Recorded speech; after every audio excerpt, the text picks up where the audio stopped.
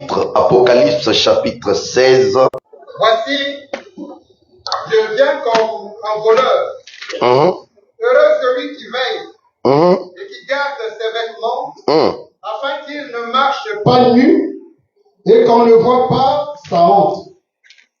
Vous pouvez répondre encore, papa, s'il vous plaît. Voici, je viens comme un voleur.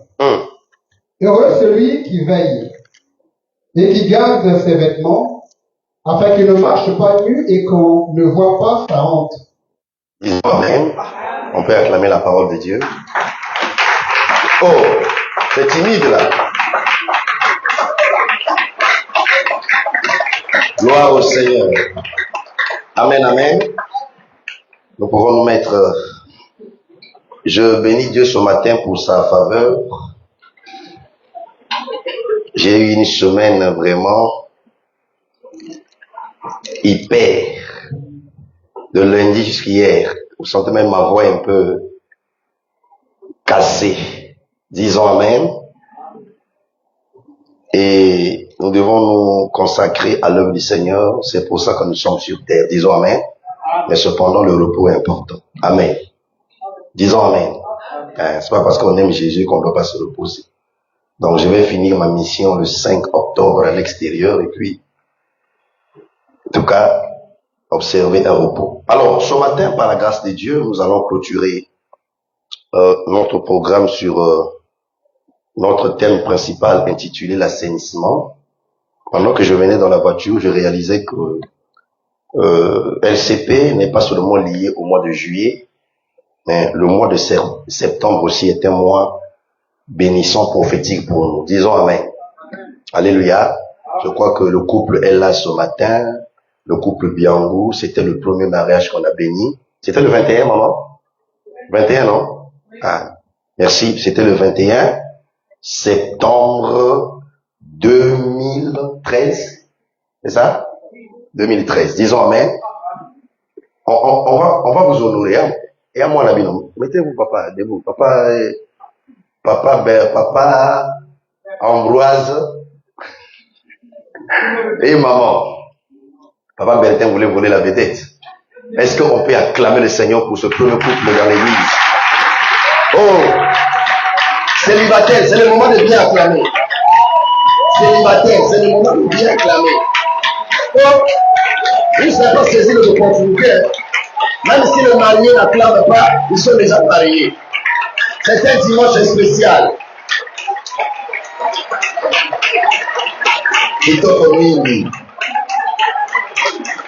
Gloire au Seigneur. Disons amen. Disons amen. Dans ce climat, si tu es malade, tu vas recevoir la guérison. Disons amen. Alléluia. Le sourire, le rire est un remède puissant. Très puissant. Disons amen. Et je déclare ce matin jusqu'à la fin de l'année, vous allez sourire. Disons amen. Disons amen. Disons amen. Que Dieu soit béni. L'assainissement. Je vais rapidement faire un récapitulatif rapidement ce matin pour toujours une bonne compréhension. On avait expliqué le mot assainissement comme étant tout simplement rendre saint, rendre propre. Dans le contexte biblique, ça parle de la purification. Disons amen. Alléluia. Et on a eu à parler sur les vêtements. On a parlé sur les vêtements et on a expliqué ces vêtements par rapport aux Écritures. Que avant de venir au Seigneur, nous avons des vêtements sales. Et nous avons dit que ces vêtements ne sont pas physiques, mais ce sont des vêtements spirituels. Disons amen. Et lorsque nous venons au Seigneur, il est question que ces vêtements soient ôtés. Donc il y ait changement de vêtements. Alléluia. C'est dans ce contexte, je crois qu'on avait lu Genèse, le chapitre, je crois, 35, quand Dieu demanda à Jacob de monter à Bethel. Et à la suite, Jacob va demander à sa maison de changer de vêtements avant d'avoir accès à Bethel. C'est pour dire qu'on ne peut pas aller à Bethel et demeurer à Bethel avec les vêtements sales. Alléluia. Mais les vêtements sales ont été symbolisés par rapport aux Écritures dans Zacharie chapitre 3, avec la tenue du souverain sacrificateur qui avait des vêtements sales qui symbolisent le péché, l'iniquité, notre mauvaise vie, notre mauvaise conduite, notre mauvais comportement. Disons Amen. Disons encore Amen. Et une fois, lorsque nous venons au Seigneur, je reviens encore, Dieu procède au changement et c'est obligatoire. C'est ainsi que lorsque le fils prodigue effectua son retour dans la maison de son père, le père va dire, apprêtez-lui la plus belle robe. Disons Amen.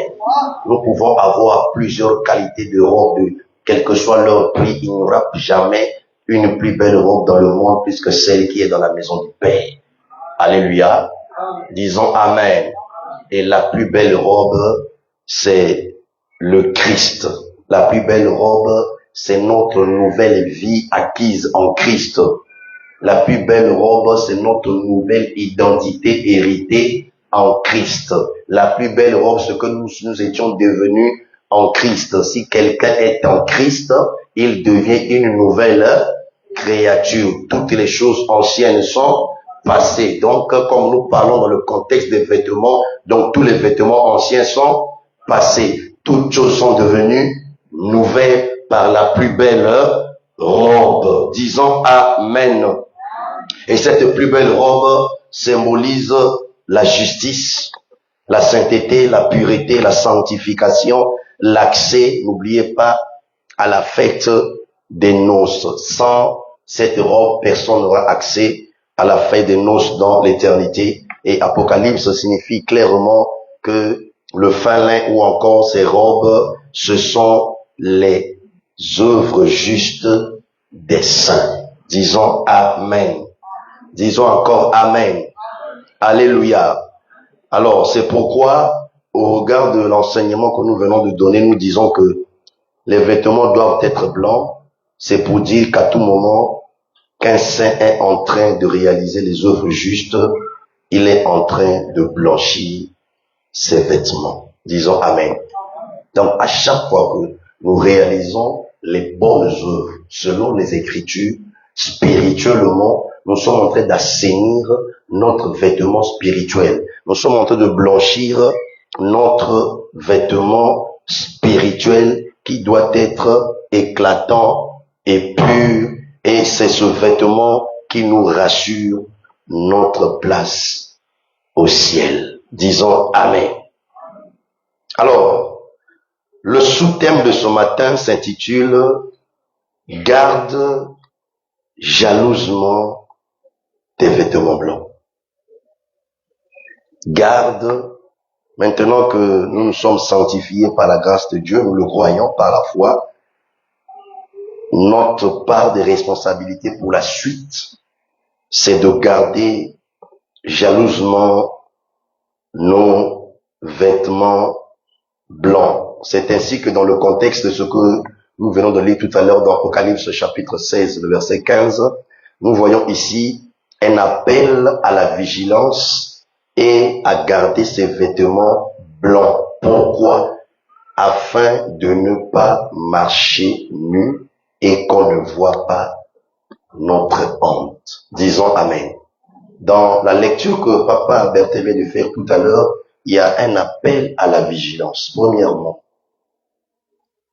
Et nous sommes dans une génération aujourd'hui où c'est pas facile de s'attacher au Seigneur, c'est pas facile de demeurer dans l'intégrité, de demeurer dans la sainteté, dans la sanctification, dans la droiture, dans l'humilité. Mais l'Écriture est là pour nous rappeler, nous accompagner, pour que nous puissions tenir les coups. D'où, ici, il y a un appel à la vigilance. Et pour être vigilant, il faut aussi une prise de conscience de notre part. Alléluia. Pour être vigilant, on ne doit pas céder au sommeil. Le naturel typifie le spirituel. Il y a le sommeil physique, il y a aussi le sommeil spirituel. Hier, j'étais en train de dire à Tister, pendant que je prêchais, que c'est pas Dieu qui a donné cette dénomination Église des réveils. C'est pas Dieu. C'est pas Dieu. Les choses ont commencé comment? C'est pas pour dire que c'est faux, hein, mais c'est pour vous amener à un certain niveau de compréhension par rapport à ce que je veux dire. Les catholiques ont commencé, et au sein des catholiques, il y avait des gens qui commençaient à protester. C'est ça qu'on appelle un mouvement. Et en quittant, ils ont le nom de protestants. Parce qu'ils étaient plus d'accord sur certaines choses. Et au milieu des protestants aussi, il y avait des gens qui commençaient aussi à protester. En sortant, ils sont devenus des baptistes. Appelés les baptistes, les méthodistes. Donc c'est un mouvement. Quand le mouvement arrive, il y a un nom qui est donné. Après, c'est les pentecôtistes. Après les pentecôtistes, là où est sorti le mouvement du réveil. Nous on dit Église des réveils. C'est pour dire qu'avant le retour de Jésus, un autre mouvement aussi peut sortir de l'église des réveils dans le sens d'être éclairé par la parole. Est-ce que vous comprenez?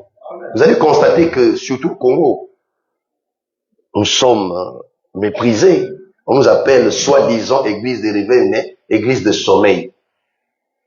Par rapport à quoi? C'est par rapport aussi au témoignage que nous dégageons. Alléluia. Disons Amen. D'où nous devons rester vigilants. Ne pas sombrer dans un sommeil spirituel pour être totalement égarés. Disons Amen. Donc nous devons développer la vigilance et garder nos vêtements. Garder la nouvelle vie. Garder la vie de Christ. Garder la vie de la parole. Pourquoi? Afin de ne pas marcher nu et qu'on ne voit pas notre honte. La nudité parle ici du péché, la mauvaise vie, la mauvaise conduite, je viens de le dire, le mauvais comportement, le mauvais caractère. La nudité ici, c'est l'absence de la présence sainte de Dieu. D'où en Éden, on nous parle de deux nudités. La nudité avant le péché et la nudité après le péché. La nudité avant le péché, c'était la transparence. La relation entre Adam et Ève avec Dieu, ils n'en avaient point honte. Parce qu'il n'y avait pas de mal en eux. Ils n'ont pas connu le mal. Disons Amen. Et ils ne pouvaient pas aller se cacher. Mais quand le péché est arrivé, ils sont allés se cacher. Dieu pose la question, mais qui t'a appris ce que tu viens de dire? Donc, lorsque parfois vous rêvez quelqu'un nu, ça ne veut pas forcément dire que la personne est sorcière. C'est l'enseignement qu'on vous a donné. Ça ne veut pas forcément dire, quand je dis forcément, donc ça peut l'être. Ok? Mais pas forcément dire que la personne que tu as rêvé nue est sorcière. Et quand tu développes telle mentalité, alors tu vas commencer à développer des mauvaises pensées, la haine, l'animosité, ça va détruire ta communion avec le Seigneur par rapport à ta mauvaise interprétation. Et je prie pour que Dieu te donne l'esprit de discernement. Disons Amen. Donc l'absence, la nudité, c'est aussi l'absence de la présence de Dieu, d'où lorsque Adam et Ève ont péché, ils ont perdu la présence glorieuse et sainte de Dieu. Et dans le contexte, il est question de garder jalousement les vêtements blancs. Mais la question, comment allons-nous garder nos vêtements blancs? Est-ce que ici on dit seulement, soyez vigilants, gardez vos vêtements afin que vous ne puissiez pas être découverts. Maintenant, comment allons-nous garder le vêtement, ou bien nos vêtements blancs? Allons dans Ecclésiaste. Ecclésiaste, le chapitre 9, le verset 8. 9 et 8, il nous dit, qu'en tout temps, tes vêtements soient blancs, et que l'huile ne manque au point sur ta tête. Disons Amen. Qu'en tout temps, que tes vêtements soient blancs. Première chose. 2. Et que l'huile Ne manque point sur ta tête. Ne manque point sur ta tête. Sur ta tête. Nous avons l'habitude de dire que la lettre tue, mais l'esprit vivifie. Alors s'il faut appliquer littéralement ce passage, qu'est-ce qu'on doit faire? On doit aller au grand marché, acheter beaucoup de vêtements blancs, faire de telle sorte que ces vêtements ne soient pas tachés. Non seulement on va acheter les vêtements, on doit acheter des tonneaux d'huile. Pour qu'à tout moment, qu'on verse l'huile sur la tête. Puisque c'est ce qui est écrit. Amen. Que l'huile ne manque point sur eux. Donc après ce culte, en tout cas, que chacun aille bouger son budget. Et on va acheter de l'huile. Donc au sommet de l'huile, il y a moutou. Dans l'huile, il y a cuisine. C'est ce qui est écrit, non? Bon, ma foute est gâté, ma foute à caca. Amen. On va expliquer l'huile, tout simplement. L'huile ici, c'est le Saint-Esprit. Disons Amen. Disons encore Amen. Alléluia. En plein jour, vous avez peur avec un bruit. La nuit, vous allez mourir. Alléluia. Donc, lorsqu'on dit que tes vêtements soient à tout moment blancs, vous avez déjà compris le vêtement. Donc, une fois que tu as acquis une vie nouvelle, une vie de sanctification, de pureté, une vie assainie. Maintenant, il faut maintenir cette vie. Mais on ne peut pas maintenir cette vie avec notre propre capacité. On ne peut pas la maintenir avec notre propre intelligence. Disons Amen. D'où il y a un élément ici d'abord au départ, l'huile, un produit. Et spirituellement, l'huile, c'est la personne du Saint-Esprit. Disons Amen. D'où lorsque vous lisez le psaume 133, il est écrit qu'il est doux et agréable aux frères de demeurer ensemble. C'est comme l'huile précieuse qui est répandue sur la tête d'Aaron. L'huile continue son chemin sur la barbe, continue son chemin sur ses vêtements. Et on dit, c'est là où Dieu envoie la bénédiction, la vie pour l'éternité. Disons Amen. Disons encore Amen. Donc, sans la présence de l'huile précieuse, il n'y a pas la bénédiction et la vie pour l'éternité. Alléluia. Pour que la barbe puisse bénéficier de l'huile, la barbe doit être attachée à la tête. Disons Amen. Pour que le corps à son tour puisse bénéficier de l'huile, le corps doit aussi rester attaché. Parce que l'huile va descendre sur une ligne droite. L'huile n'ira pas à gauche ni à droite. Et nous devons identifier Aaron. Quand vous lisez Hébreux, le chapitre 4 du Nouveau Testament, je crois 12 à 14, on nous présente ici le véritable souverain sacrificateur en la personne de Christ. Donc Aaron n'était qu'une représentation du véritable souverain sacrificateur qui devait arriver. Parce que Paul nous explique que c'est pas Aaron, le grand frère de Moïse, qui est la tête de l'église, qui est son corps. Amen. Aaron, dans le sacerdoce de Moïse, était la tête, mais la tête dans le sens de l'exercice de la sacrificature devant ses enfants. Mais Paul dit que Christ est la tête de l'église qui est son corps. Donc c'est lui le souverain sacrificateur, c'est lui le véritable Aaron sur qui l'huile précieuse est répandue.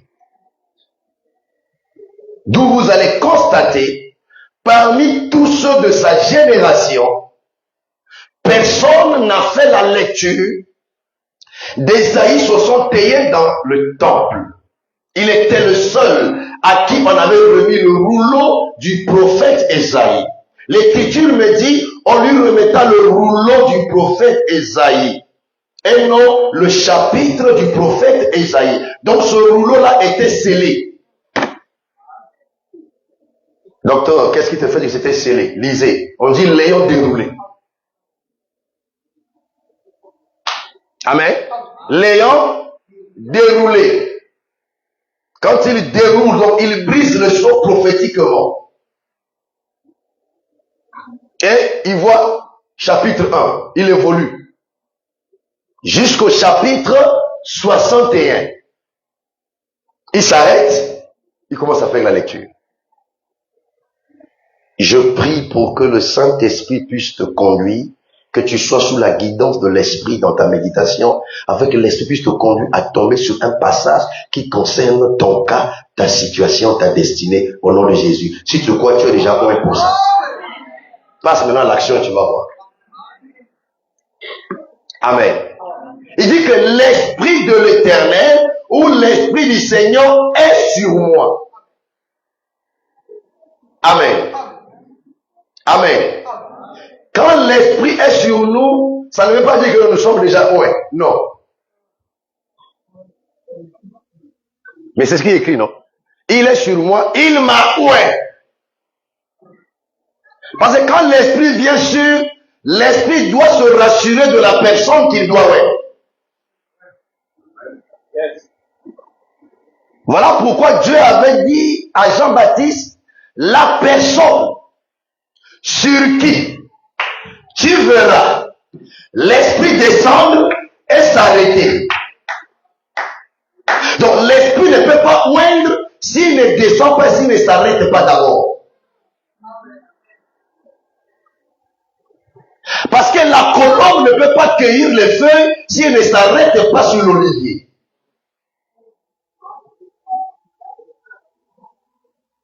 Hein? Est-ce que nous sommes dans la Bible? Noé avait envoyé la colombe.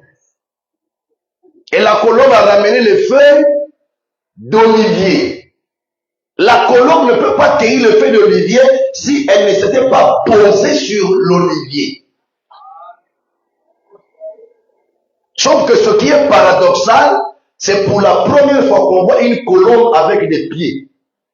Parce qu'on n'a pas dit qu'elle posa ses pattes. Elle va entre les pattes et les pieds. Ce sont des animaux qui ont des pattes. Mais on dit elle a posé ses pieds sur l'olivier. Et elle va cueillir des feuilles qu'elle va ramener à Noé dans l'arche. Alléluia. Alléluia. Cela annonçait déjà la véritable colombe à la personne de l'Esprit qui devait descendre sur la personne de Christ. Parce que Dieu n'avait jamais dit à Jean-Baptiste que l'Esprit là viendra sous la forme de colombe. Non. Dieu lui avait seulement dit la personne sur qui tu verras l'Esprit descendre et s'arrêter. Or, Jésus lui-même, avant d'aller à la croix, a dit que le vent souffle là où il veut, tu ne connais pas d'où il vient, ni là où il va, cela en est ainsi de l'Esprit. On ne peut pas voir le vent, mais on peut sentir le mouvement du vent. Maintenant, le jour-là, quand l'Esprit était descendu, il n'y avait pas de bruit.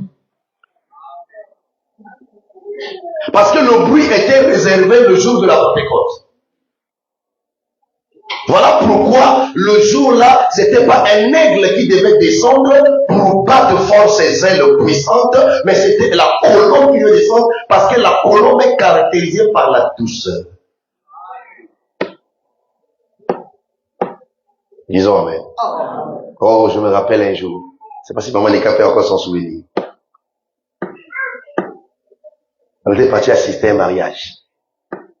Tu t'en souviens? À Brazzaville, il y a plus de, c'est pas, 18 ans. Une colombe est rentrée dans la salle. Blanche. Wow. La colombe est venue là où nous étions assis, tous les ministres de Dieu.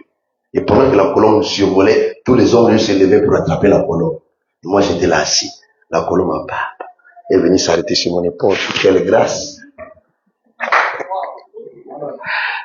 Amen. Amen. Le jour de notre mariage, je me souviens encore, Quand on a quitté la mairie, on a fait un tour à l'église avant d'aller à l'ENAM.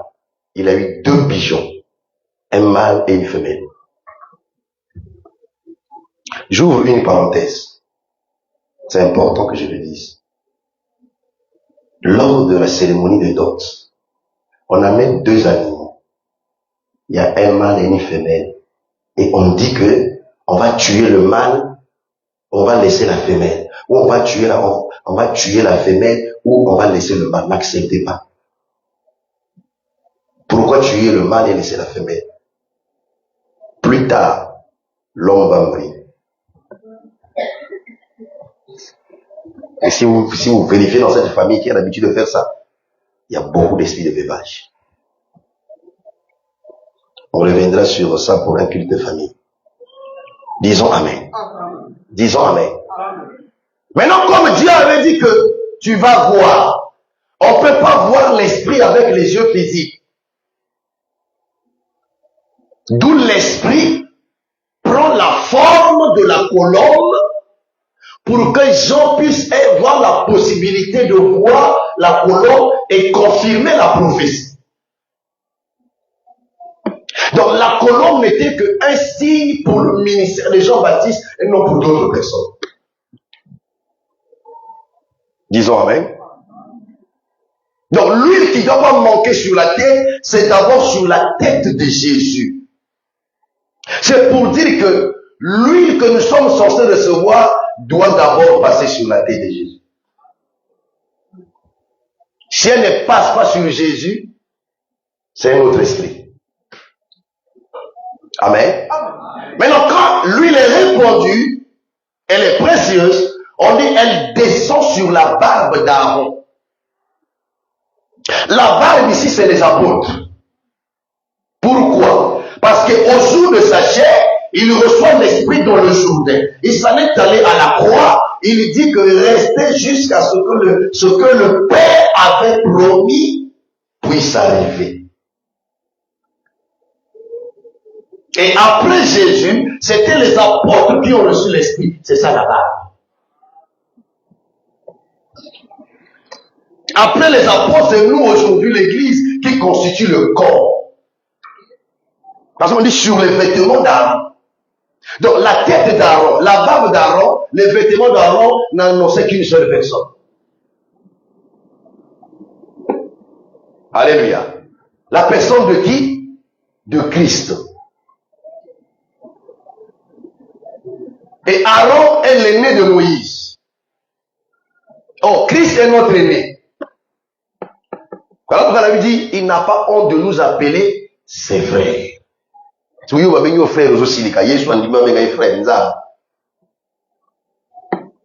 Alléluia. Disons Amen. Tu peux m'appeler frère, mais avec respect. Nous sommes des frères. Disons Amen. Disons encore Amen. Donc lui qui ne doit pas manquer sur la tête, c'est le Saint-Esprit.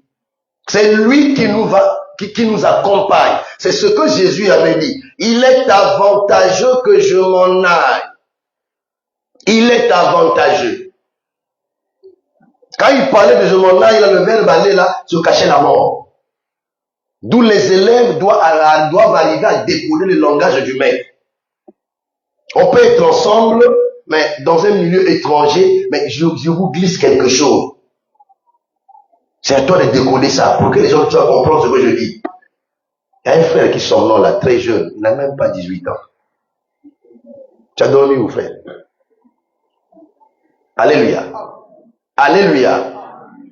Même entre nous les couples, on doit avoir des langages codés. Alléluia. Alléluia. Même les chrétiens, on doit avoir des langages codés au milieu des païens pour préserver l'image de l'église. Il y avait une expression dans la Bible, tu dois dire chimbolek. Si tu n'arrives pas à dire ça, tu as des problèmes. Pas nibolek, hein. Disons Amen. Alléluia. Donc il faudrait qu'à un moment donné, les chrétiens, on doit arriver à voir Ménéménétékel par ici. Mais le païen ne comprend pas. Mais toi, tu comprends. Compter, peser et diviser. Alléluia. Et je prie pour que Dieu te donne cette intelligence au nom de Jésus-Christ. Quand je déclare comme ça, quand je dis je reçois, tu reçois, parce que l'esprit c'est ça. Amen. Car si je ne m'en vais pas, ce que le Père avait promis ne viendra pas. Et il dit, c'est le Paraclétos, le consolateur, celui qui est appelé à nos côtés pour nous secourir. Le Paraclétos, aide divin. D'où Rebecca a la capacité d'abreuver les chameaux, mais elle n'a pas la capacité de marcher seule jusqu'à Isaac dans les champs.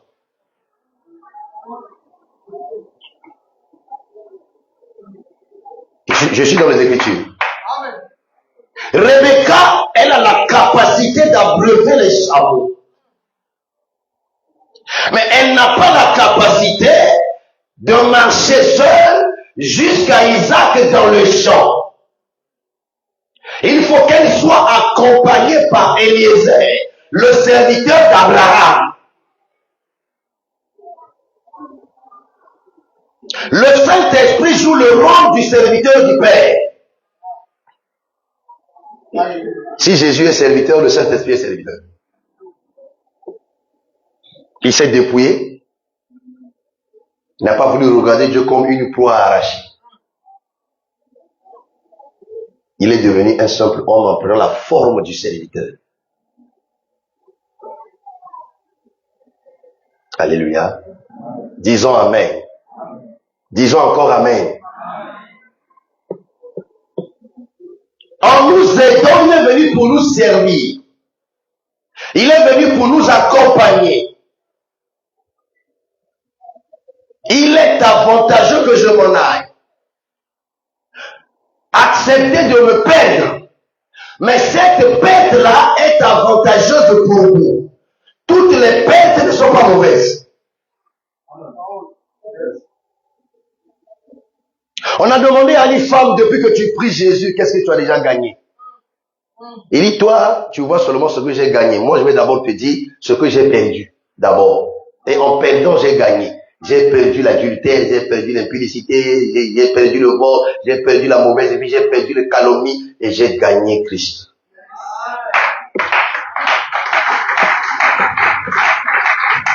Amen.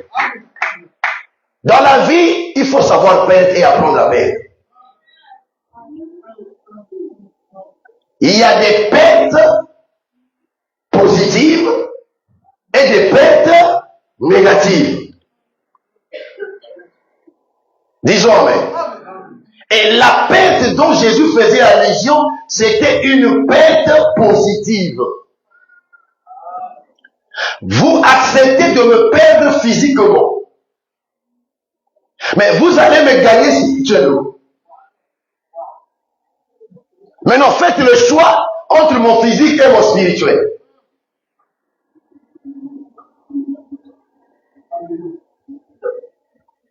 Avec mon physique, j'ai besoin de la barque pour me mouvoir. Avec mon physique, j'ai besoin de l'anneau. Amen. Amen. Avec mon physique, je dois aller de lieu en lieu en me déplaçant. Mais avec mon spirituel, je n'ai pas besoin de la barque. Je n'ai pas besoin de l'anneau. Quelqu'un me dira, mais Père, et pourtant Jésus a marché sur les eaux. Mais ce n'était pas son physique. Un corps physique ne peut pas marcher sur les eaux. Parce qu'un corps physique est soumis à la loi pesanteur. Alléluia. Ça, c'était la divinité qui marchait sur les eaux. Alléluia. Ce qui est écrit dans Job. Donc, quand Dieu veut marcher sur les eaux, l'esprit vient cimenter les eaux. Qu'est-ce qu'il met un goudron? Maintenant, comme il est Dieu, il doit rester Dieu. Il ne peut pas permettre que Moïse et les Juifs puissent marcher sur les eaux. les eaux de la mer Rouge. Faut Kabolango, Kabaleka.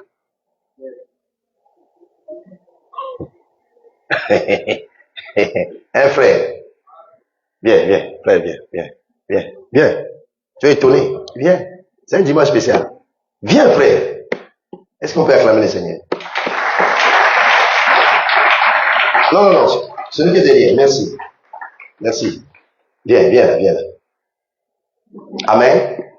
Amen. Je parle du spirituel, non? Donc j'ai vu quelque chose là. J'ai vu comment il est en train de recevoir la parole. Que Dieu fasse de toi un grand prédicateur. Au nom puissant de Jésus-Christ. Amen. Disons Amen. Alléluia.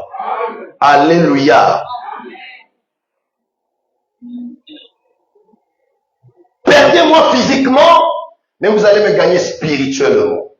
Parce que physiquement, je suis limité par le temps et l'espace. D'où il dit, je prierai le Père. Personne d'Adam jusqu'à Jean-Baptiste n'avait le pouvoir, l'autorité, une vie agréable, prier le Père et puis s'envoyer le Saint-Esprit. Personne. Sauf lui le Christ. Parce que lui-même, il est la prière exaucée. D'où il dit Père. De Genèse, Apocalypse, personne n'a jamais dit ça. Je sais que tu m'exauces toujours. Pour les incrédules, c'est comme un langage d'un notaire. Pourquoi? Parce qu'il portait au-dedans de lui les vêtements blanchis.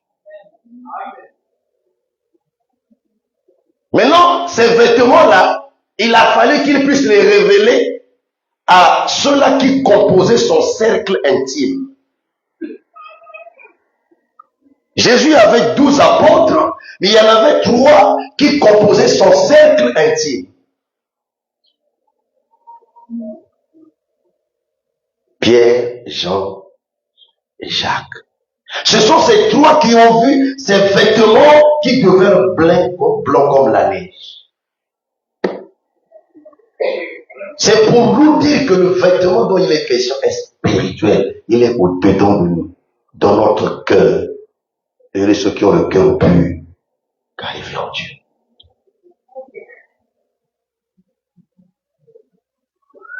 Quand il viendra, le monde ne peut pas le recevoir. Mais pour le monde, il va convaincre le monde. Mais le monde ne peut pas, parce que le monde ne connaît pas le Saint-Esprit. Mais quant à vous, il vous rappellera toutes choses. D'où dans la marche, lorsqu'on arrive à se salir, l'Esprit qui est avec nous nous rappelle notre identité. L'Esprit nous rappelle les Écritures. Mais il arrive parfois, tu te retrouves dans une situation abominable. Mais au lieu que tu entends une voix méchante de Dieu, tu entends une voix tendre. Dieu te dit encore mon enfant. Tu dois bien comprendre ça. Ça ne veut pas dire que Dieu tolère cette vie que nous menons. Amen. Il révèle qu'il est Père. Il veut en fait nous donner une seconde chance. Nous racheter, nous ramener. Et en ce moment, il nous parle que nous puissions encore avoir l'opportunité de laver nos vêtements qu'on a salis. Et quand il viendra, il vous conduira dans toute la vérité.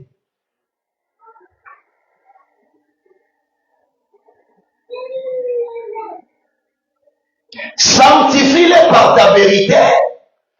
Ta parole est la vérité. Donc quand l'Esprit te parle, c'est ça l'huile qui est sur ta tête. Pour que tes vêtements soient préservés.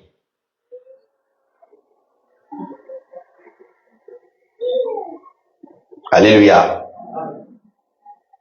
Toute la vérité de la parole. Mais l'esprit ne va pas seulement te conduire dans toute la vérité quand tu viens mardi, jeudi et dimanche, c'est fini. Quand tu lis la Bible à la maison.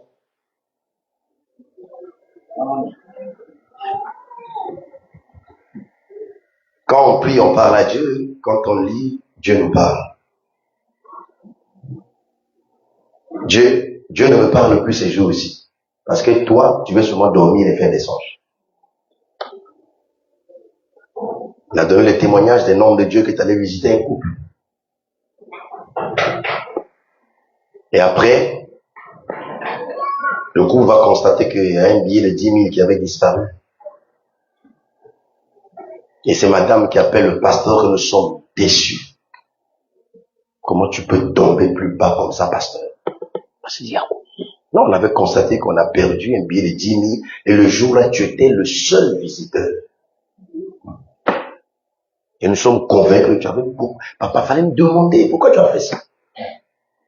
On va plus venir à l'église. Le mari qui partait de temps en temps, clopant, c'était une occasion. Voilà, je va pas se réveiller. Parce qu'on dit, bon, accordez-moi du temps, je vais arriver. Le pasteur arrive. Il dit, oui, effectivement, je me souviens que ce jour-là, il y avait un billet de 10 000 francs. J'avais pris ça, mais apportez-moi un peu votre Bible. Ils ont ramené la Bible, le pasteur a ouvert la Bible, et il a pris le billet de 10 000. Il dit, ça fait 2 semaines depuis que c'était une Bible. Donc ça fait 2 semaines, votre Bible est restée fermée. C'est que vous ne la lisez pas. Bah, quoi, il y a genoux.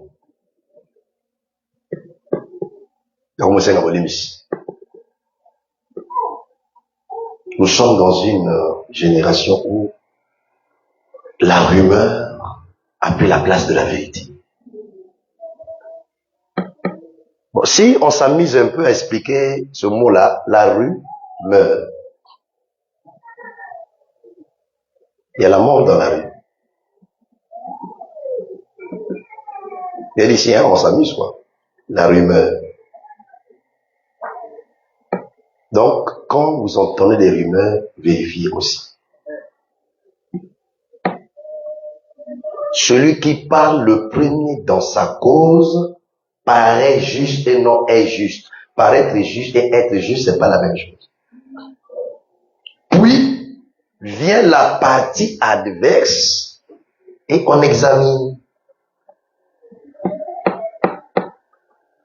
Alléluia. Alléluia. Voilà pourquoi Dieu n'a pas donné une oreille. Dieu a donné le témoignage de 2. Mais il donne 2 lèvres, mais une bouche. Les lèvres inférieures et les lèvres supérieures. Maintenant, nous, on a remplacé. On a bouché une oreille, d'autres ont coupé. Et ils ont 2 bouches. Donc, ce que vous m'entendez, la kati yote, l'oba au kati ngai. Lokuta ma bete, lokuta era la lokuta isa ma bete. D'où le chrétien doit aussi apprendre le langage du ciel. C'est des petites choses, hein?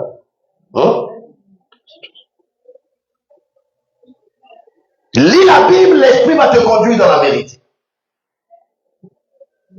Il vous annoncera les choses à venir. Lorsqu'on arrive, on commence à accuser une certaine faiblesse dans la marche.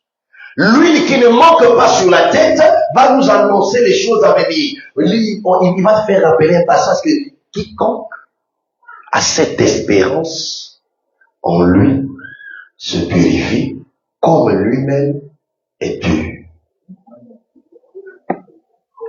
Voilà pourquoi hier je disais au séminaire à Tisser, tout mystère qui n'amène pas Christ dans l'homme est une théorie. Des mystères cachés de tous les temps, de tous les âges, a été révélé à savoir. Donc le problème, c'est pas a été révélé.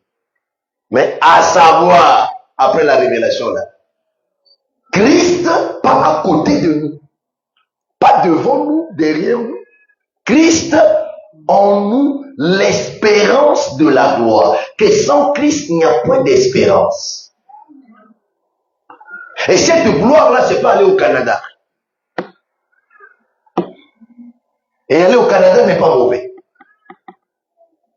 Amen. Amen. Pour votre histoire, les Canadiens qui ont besoin des jeunes Africains, c'est pas parce qu'ils aiment les jeunes Africains. Parce que le problème, c'est parce que vous êtes emportés par les mouvements sans avoir une communion avec l'esprit. Je ne vous décourage pas, vous voyez pour toi, mais je te dis une vérité. Il y a un constat qui a été fait sur le plan démographique, où il y a moins de jeunes et plus de vieux. Maintenant, ils sont en train de lire l'avenir, qu'on va avoir des problèmes. C'est ça qui les a poussés à s'intéresser à la jeunesse africaine. C'est pour dire que le jour où la période où il y aura plus de jeunes Canadiens, 100%, vous aurez des problèmes.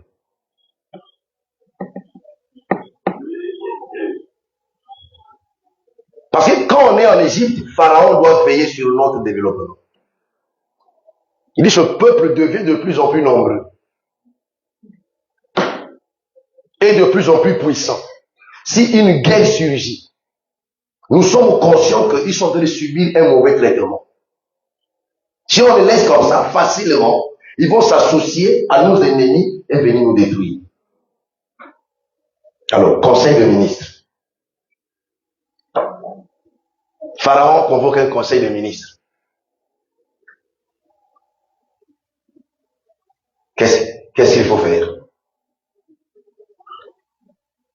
Ministre de la Santé, tu dis quoi? Ouais, c'est toi qui gères le CHU, le Congo Malembe, le Congo Rapide, c'est toi qui gères tout.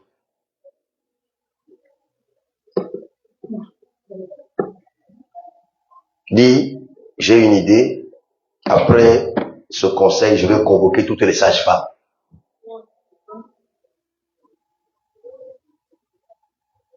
Les plus grandes décisions se prennent la nuit.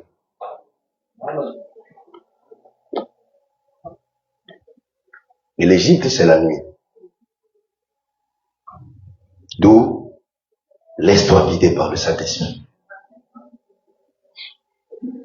Amen. Il va annoncer les choses à venir. Pas seulement concernant l'éternité, même concernant ta destinée. Et celui qui a la révélation des choses à venir est en avance. Il va se focaliser sur ce que Dieu lui a dit pour atteindre ça. Quand j'étais venu à Pointe-Noire, par la grâce de Dieu, j'entends la voix.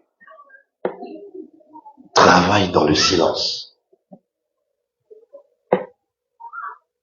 Fais le lien, tu te souviens de l'enseignement, le silence de Dieu. J'avais beaucoup aimé ça. Tu postais même ça. Amen. Et il y a des choses que mon épouse est là témoin. Aujourd'hui, la plupart des pères de cette ville sont en train de me rapprocher d'eux. Et c'est des choses que j'ai vues. On n'a pas fait du bruit. On n'a pas fait des publicités. Quand le Saint-Esprit annonce, quand le moment va arriver, ça va commencer à s'accomplir. Toi, tu dors, tu n'as pas prié pour un fait. Dieu te révèle ça. Quand tu te réveilles, tu commences à te comporter charnellement pour pouvoir arriver à la chose. Dieu peut te montrer une sœur dans l'église, vous êtes mariés, mais Dieu ne t'a pas dit qu'il n'a pas déjà dit de parler à la sœur. Tu as peur, il faut que tu aies déjà pointage. De peur qu'il y ait un autre frère.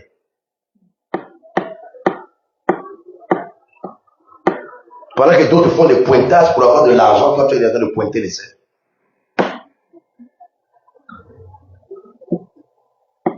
Alléluia. Alléluia. Un frère est venu, on va dire, pasteur, j'ai le don des filles. Il dit, bisous ma pasteur. Ça dit, Quand on était païen, tu as vu que tambola na mokili, comme on a makam. Maintenant, tu as une église, tu as tambola la souté, bazodi bazodi yashko. Avant, tu as tambola, sans y supporter mon makam. Si tu as tambola la souté, bazodi bazodi yamamomo. Tu as les dons des filles, hein? Explique-toi. Non, mais je sens que souvent, c'est les filles qui viennent me consulter. Bon, maintenant, si c'est les vieilles qui viennent me consulter, tu vas dire quoi? Tu as un autre don des vieilles. Maintenant, si c'est les sorciers qui viennent de consulter les magiciens, tu vas aussi dire que non, tu as encore reçu les dons des sorciers. C'est seulement l'esprit de l'impudicité qui parle. Et s'il vous plaît, n'allez pas vous marier dans le sens où, pour régler le problème de l'impudicité. C'est pas biblique. Le mariage n'est pas un remède contre l'impudicité.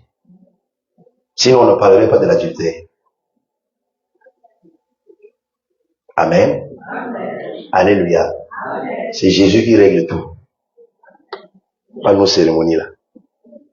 Et que Dieu nous aide. Disons Amen.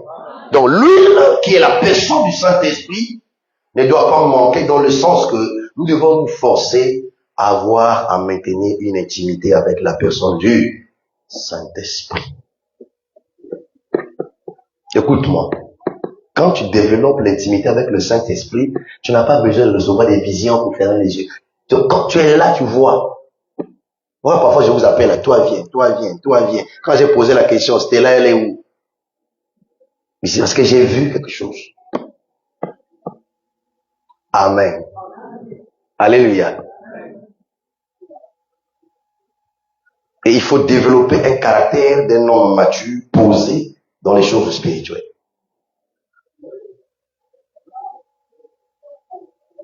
D'où ne vous habituez pas toujours aux hommes de Dieu, je ne sais de vous le dire. Lorsque nous disons ça, vous savez, il est toujours difficile quand on enseigne des choses où ça parle de nous. On pense que c'est pas l'évangile. Mais c'est l'évangile. C'est l'évangile.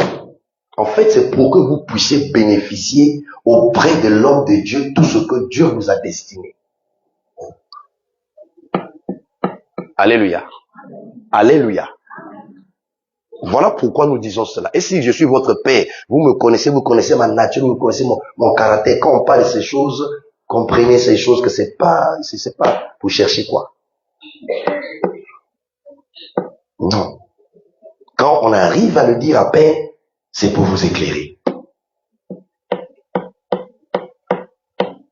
À réaliser le spirituel pour comprendre les choses de Dieu.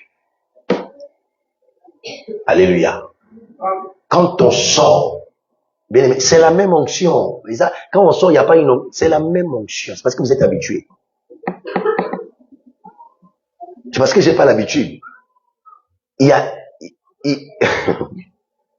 Bon, un exemple. On était parti avec le papa Yuribin et le frère Cléda. Vous vous souvenez? Papa Yuribin était assis. Moi, je prie, mais lui, il tremblait, il avait peur. Église Elingo Boukana, ancienne. Église. C'est la même onction. Mais comme c'est des gens qui sont là pour la première fois, la découverte, la curiosité, l'esprit est disposé. Est-ce que vous comprenez? Alléluia. Mais vous devez coopérer avec le Saint-Esprit pour décoder ces choses. Même nous-mêmes, parfois, les hommes de Dieu, à un moment donné dans le ministère, certaines choses qu'on ne comprend pas. On comprend avec le temps. Je disais à mon épouse, quand je vais écrire sur le chemin de l'élévation, ça va édifier beaucoup de vies. Comment Dieu travaille. Et ne tombez pas dans le piège de la popularité, de ceci, dans cette génération. Ne tombez pas dans ça. Disons Amen. Donc l'huile qui ne manque pas, c'est pas l'huile physique, mais c'est la personne du Saint-Esprit avec nous dans la relation, dans l'intimité, dans la communion, à coopérer avec lui. Il ne te parle pas seulement des choses du ciel. Même concernant ton travail, tes projets, tes affaires, il peut te parler. Amen. D'où dans l'église, on a besoin des hommes et des femmes intelligents. C'est là où je dis qu'on ne peut pas voir le Saint-Esprit être idiot. C'est impossible. C'était pas seulement les animaux qu'on venait, qu'on offrait sur l'autel, Dieu se manifestait, mais il y avait des Bézalèl, il y avait des Oholiab qui avaient l'art de concevoir des ustensiles du temple. Alléluia. Quand vous voyez quelque chose se matérialiser dans l'église, mais la chose elle est dans l'homme de Dieu. Ça là que vous voyez là, c'est encore rien. Mais ce que vous voyez là, c'est en moi. C'est dans ma nature. C'est ça qu'on appelle la vision. C'est seulement les moyens qui nous manquent aujourd'hui, mais ça va arriver. Disons amen. Donc 2027, notez ça, nous commençons la construction.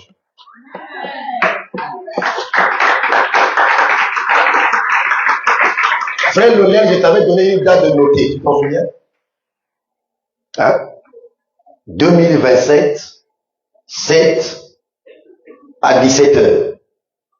Je ne sais pas si c'est exactement ça. Il y a une activité. 2027. Le 7, donc 7e mois. Donc 7e mois. Le 7, 7e mois. Je crois à 17 heures, va vérifier. On va organiser une activité, mais pas ici, à l'extérieur de la ville. Dose unique. Amen. Dieu va amen. Amen. Dis amen. Amen. Donc 2027, on se prépare. Donc avec les responsables, on va s'asseoir. C'est vrai qu'il y avait un plan, mais c'était avant. On peut revoir ça pour eux. Donc venez proposer et puis on va voir ce qu'on peut faire ensemble pour la gloire de Dieu. Disons amen. Terminons. Apocalypse, comment Bertin? Tu as la chance ce matin que j'ai beaucoup travaillé la semaine. C'est ma grande Bible, ça fait le 15 heures. Au biki.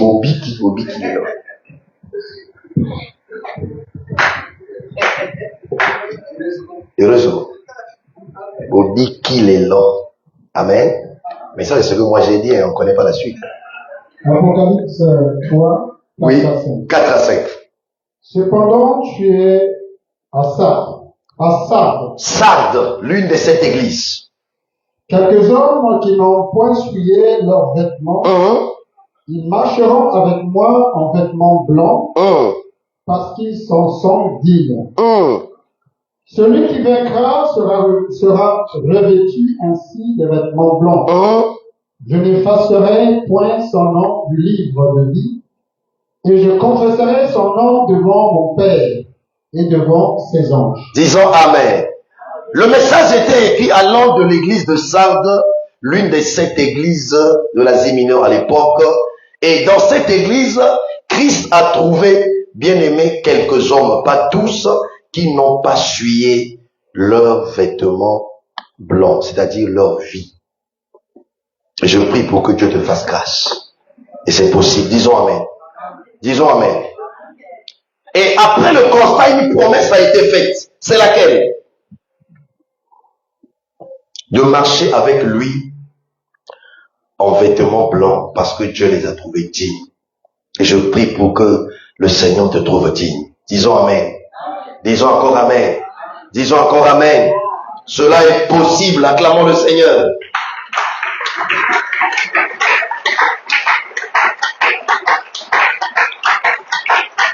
Que Dieu soit loué en la personne de Christ. Donc, en toute simplicité, pour t'amener à une compréhension simple, nous disons que les vêtements blancs, par rapport à ce passage, hein, les vêtements blancs font que les noms des hommes soient gardés dans le livre de vie. C'est ce qui est écrit. Disons amen. Ils sont allés chasser les démons, ils ont vécu des miracles, ils sont venus faire le rapport. Il dit, ne vous réjouissez pas parce que les démons vous sont soumis, mais de ce que vos noms sont inscrits dans le livre de vie. Mais cependant, nous continuons à marcher pour garder les vêtements blancs plus nous gardons nos vêtements blancs, plus Christ garde aussi nos noms dans le livre de vie. Donc, si ton nom est dans le livre de vie, c'est suffisant. Disons Amen. Disons encore Amen. Alors, donc, je dis que à nos bien-aimés de l'église ce matin, ceux qui nous suivent en direct, nous disons que ces vêtements sont autant indispensables. Ces vêtements dont nous parlons, qui sont spirituels, la justice, la sanctification, la sainteté, la vie nouvelle, sont, mes chers amis, indispensables et doivent être portés spirituellement et gardés avec jalousie. C'était ça notre sous-thème. Pourquoi? C'est pour que nous ne puissions pas rater le ciel qui n'est autre que la présence glorieuse de Christ. Quand l'ordonnateur de la fête avait fait son entrée dans la salle, il avait constaté qu'il y avait un homme qui n'avait pas le même vêtement que les autres. On a demandé qu'on le fasse sortir. Donc c'est le vêtement qui nous donne droit accès à la salle des noces. Je ne vois pas comment un homme, un samedi matin, il attend sa femme dans la salle pour célébrer le mariage. Il ne sait pas encore la qualité et la nature du vêtement de son épouse. C'est irresponsable. Amen. Pourquoi il doit le savoir? Parce que le mariage se prépare. Et nous aussi, nous nous préparons. Avec tout ce qui se passe aujourd'hui, on a comme l'impression que Christ ne va plus revenir. D'où ces messages sur le retour de Jésus, la sanctification, sont en voie de disparition. Il faut prêcher les choses qui plaisent à la foule, que les gens viennent nombreux, remplir le temple. Le problème n'est pas de perdre une âme dans l'église temple, mais le problème est de perdre plutôt une âme dans le royaume.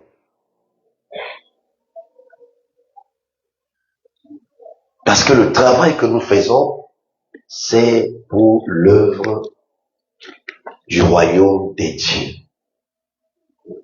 Et non seulement la colombe a ramené les feuilles, mais la colombe a posé ses pieds sur l'olivier, l'arbre. Or, quand vous lisez Juge chapitre 9, l'olivier était roi.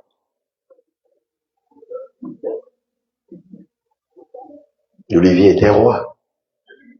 Et les feuilles que la colombe a pris pour ramener dans l'arche, c'est le message. Apocalypse, ce n'est pas des feuilles de guérison, c'est le message. Mais le message là doit venir de l'olivier, le royaume des dieux. Et ce message là doit trouver ceux qui sont en Christ dans l'arche. Le fait que Noé est en train de bâtir l'arche, c'est ça l'image de l'œuvre, parce que l'œuvre de Dieu est caractérisée par le verbe bâtir.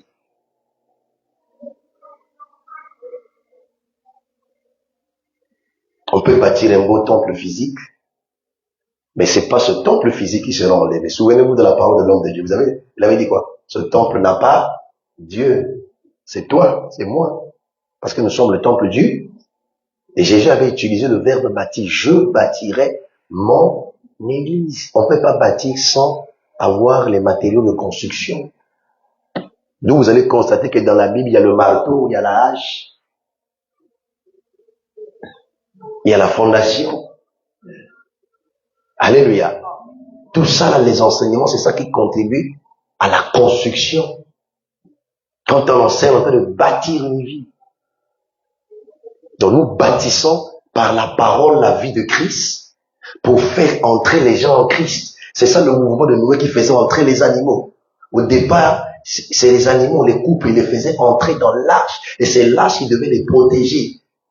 Même si c'est Noé qui a bâti l'arche, mais c'est Dieu lui-même qui ferma la porte. Que c'est Dieu lui-même qui fermait la porte de la grâce, parce que la famille de Noé a trouvé grâce. Qu'est-ce que les trois belles filles de Noé ont fait? Vous avez déjà lu leur marche dans la Bible? Non. C'est la grâce. Amen.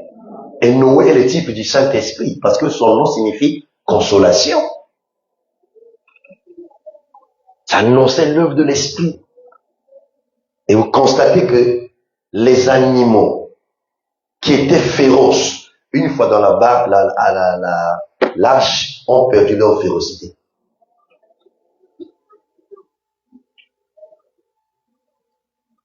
Les animaux qui étaient des adversaires. Par exemple, entre le chat et la souris. Mais dans l'arche, le chat et la souris sont devenus des amis. Dans l'arche, pendant 40 jours de pluie, après 150 jours dans l'arche, 5 mois, plus 40 jours, le lion n'a dévoré aucun animal. Il a perdu sa capacité, sa nature de dévorer. Qu'est-ce qui a dévoré cette nature? C'est la présence dans l'arche. Pour dire que lorsque l'enseignement est donné, le Christ est présenté, nous invitons les gens à Christ. Christ lui-même traite notre caractère. Christ lui-même traite notre nature. Voilà pourquoi lorsque l'église est en train d'évoluer, ok, quelqu'un peut venir ici pour la première fois avec les cheveux comment, avec je ne sais pas, avec les boucles d'oreilles, avec les culottes, faites entrer la personne. Parce que nous, tout suite au colis, il y a un ignorant. Et bien non, tu ne peux pas rentrer à l'église comme ça. Non, soyez intelligents les protocoles. Nous sommes là pour gagner les âmes, pas pour rejeter les âmes. Nous qui parlons aujourd'hui, nous étions comment? Amen. Alléluia. C'est parce qu'aujourd'hui, lorsqu'on fait les témoignages de notre vie, parce que ça devient un sujet de raillerie dans l'église. Parce que les cœurs ne sont plus convertis comme hier. Donc, lorsque nous venons ici, laissons l'enseignement, accompagné par l'Esprit de Dieu, traiter notre caractère, traiter notre vie dans la marche, parce que nous-mêmes, on ne peut pas. D'où il est écrit, cela n'est pas la force, ni par la puissance, mais c'est par l'Esprit de Dieu. Mettons la possibilité au Saint-Esprit de cheminer avec nous, comme Rebecca a donné la possibilité à Élisée de cheminer avec elle jusqu'à Isaac dans le champ. Shalom, que Dieu vous bénisse. Acclamons le Seigneur. Est-ce qu'on peut s'élever et acclamer très fort le Seigneur?